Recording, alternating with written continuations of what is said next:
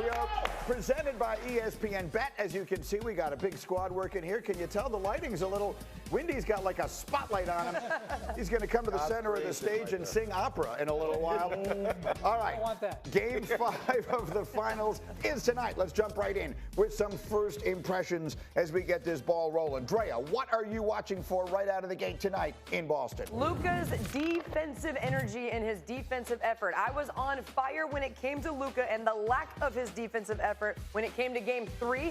Game 4, he responded. He played hard. He sat in the stands. He wasn't the best defender on the floor, but he showed effort. I want to see if he can take that defense to Boston. Alan, your first impression also involves Luka. Yes, it does, because you want to see his composure continue like we saw in Game 4, where he's just simply focusing on shot hunting, not foul hunting, not worrying about the officiating. On the road, a little bit different. But keep looking for Jason Tatum because, by the way, Luka, he can't guard you. They're talking about your defense. What about Tatum's on you? Not very good. We'll get to some stats on that as we continue. But, JWill, what's one thing you're looking for early tonight? Will there be a pregame ritual of incense occurring before the Game 5 tonight for Mr. Kyrie Irving, one of the biggest games in his career? Now, look, obviously he struggled playing in Boston. He's been very reflective over the last several days about his time there. And it sets up where Luka will perform offensively. I think he will be engaged defensively. But what will his counterpart bring to the table this evening? Let's hear from Kyrie, because that obviously is a huge factor in all this. He spoke on his Celtics tenure as the series shifts back to Boston tonight. I think that's what I struggled with initially, was figuring out how I'm going to be a great player here while winning championships, while also leading a team and selflessly joining the Celtics organization or the cult that they have here. And that's what they expect you to do as a player. They expect you to seamlessly buy into the Celtics pride, buy into everything Celtics, and if you don't, then you'll be outed. And I'm one of the people that's on the outs. I'm perfectly fine with that.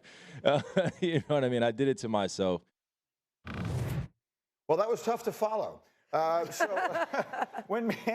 was a lot of words there, and one of them in particular, I have a feeling we're going to see up on the Jumbotron tonight, which would be the word cult. What? So Kyrie has been a sea of passivity throughout this season. We've been very impressed. It has led to him to have some of the best play of his career. But when it comes to Boston, I think he's still seething just below the surface. And we've seen it seep out a little bit with the fans in this series.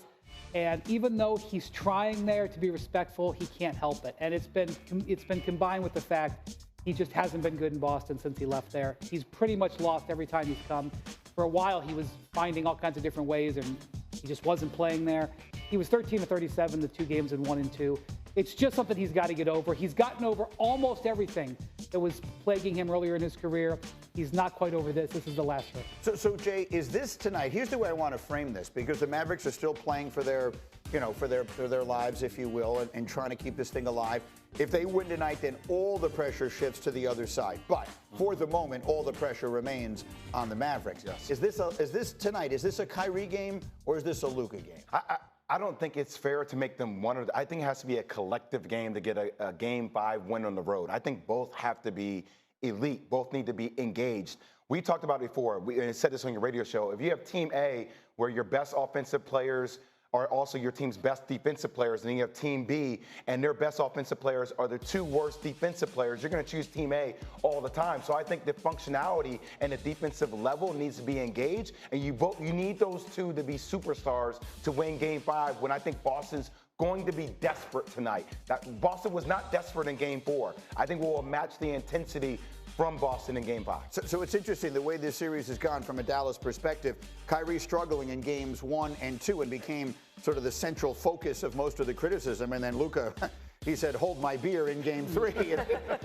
And don't take it away this time. That's well played.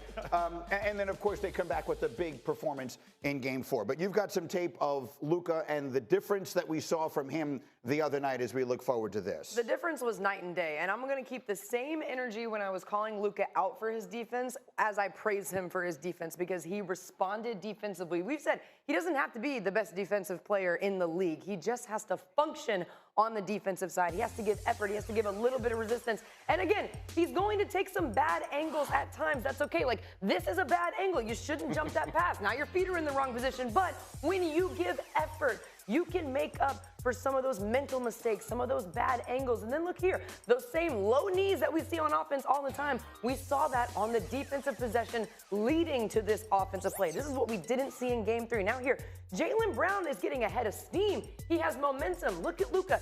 His feet are wide. His hips are a little lower than we saw in game 3, and he's able to create resistance for a kick out. That's fine. You don't want Jaylen Brown to take that shot. Now, if you're Peyton Pritchard, you need to hit that shot, but at least Luka gave a stance defensively, and same thing here. This is a lot of time for Jaylen Brown to try and get into his bag, and Luka, again, sits in a stance, drops his hips, his hands are low, his hands are active, and he makes Jaylen Brown give up the ball. How many times did we talk about in game 1 and 2? Jaylen Brown getting downhill, Jaylen Brown creating off the bounce, Jaylen Brown getting to the rim, slam dunk plays, energy plays.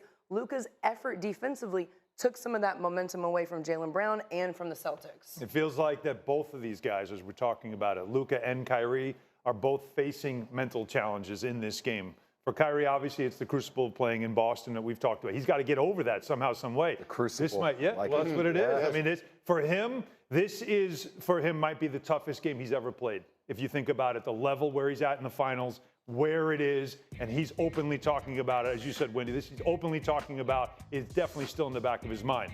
And then from Luka, it is, okay, now that we've seen the game that we've been expecting out of you in game 4, where you are more paying attention defensively, you're doing it, everything offensively is still there, but now at least you're giving the effort on defense. Now you got to do it on the road. Now you got to continue to do it. You showed us you can. You got to keep doing it, and don't let the officiating, everything else, get in the back of your mind. Both of them facing different mental challenges in this Look, game. a game 4 in a 3-0 series is such a complicated phenomenon, right? You have one team that knows they have all of the they have room to play with, right? And the other team that is desperate, and they don't want to be humiliated. In the case of Friday night, they're playing on their home floor. So to your eye, Jay, was it a simple case of that on Friday night, or was there something we saw in that game that is repeatable, that could actually mean, no, wait a minute, here come the Mavericks, they're in this thing? I thought the Celtics played hard. I thought Dallas played desperate. Yeah. I think Boston's going to play desperate tonight. I think it's going to be a completely different game. I do think that Boston will win the championship tonight. They will win their 18th World Championship. I do think it will be close, but it's going to take an out-of-body performance by both Luka and Kyrie to extend this to Game 6. What was the sense there? Again, Wendy has been at all these games, at every practice, been covering everything for us. What was the sense afterwards relative to something that was so completely different from what the first 3 games were? I think there was relief from the Mavericks that they weren't going to have a sweep hanging around their neck. Great energy from the crowd in that game. Sometimes you don't know. Sometimes they all sell their tickets. There were some Celtics fans there, but it was mostly Mavs. Great energy from that crowd. I think that made a difference. And I think the thing about this is we'll never know what the last 4 minutes of Game 3 would have been if Luka didn't foul out. Right. You can't. You had no idea how Game 4 would have gone.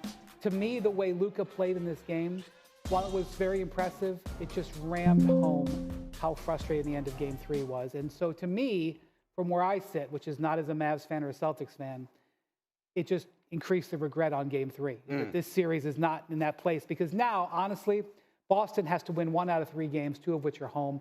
I would give any team in the league a good chance of that situation. And they're in this because Luka, in my view, took them out of Game 3. It is certainly possible. However, as I said before, tonight, all the heat is on the Mavericks. Yes. If the Mavericks win tonight, then that, I don't care who you are, but especially in the case of these Celtics, who have had all of these ghosts and these demons, and they've got to go up against Luka Doncic. Let me show you 2 separate full screens, if I can here. Cindy, we'll start with 1, and then we'll do 2. Number 1 and then number 2, because Luka, when facing elimination, has been spectacular. This includes the other night. You're going to see the numbers that Luka has put up, and you'll see the company that he keeps. When facing elimination, Luka Doncic is the #1 all-time scorer in postseason history when facing elimination, ahead of LeBron James, ahead of Michael Jordan. That's pretty fancy company to keep. Speaking of which, let's go to the other one. He has scored at least 25 points now in 11 consecutive playoff games. So for all the criticism of Luka, and it was completely warranted, no one suggesting otherwise, 11 consecutive playoff games of at least 25 points. I mean, this is royalty on this screen that we are seeing. You're sharing a screen with Michael Jordan, LeBron James, and Kobe Bryant. So he has been good. We just ask him to be way, way better than good. He can be angry at every single Celtics fan. He can be angry at every single Celtics player. There's 3 guys he's not allowed to be angry with. They wear gray.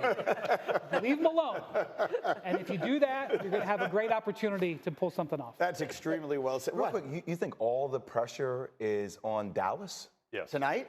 Well, I mean, if they lose, they lose the championship. I think I think there's a lot of pressure on the Celtics too, who have been known to give up really big leads and closing things out. And also, they're at home. Everybody expects them to close out Game 5. I think that's a very undervalued thing that we're not discussing here. We've also seen Boston shoot very poorly on their own home court. They shot poorly in Game 2. The Mavs just couldn't take advantage of it. They've shot poorly in multiple series at home. Well, we're going to get to that in a minute. You're going to hear from the Celtics. You're going to hear their thoughts on all of this. And I'd love to talk more about the finals. But right now, I insist we talk about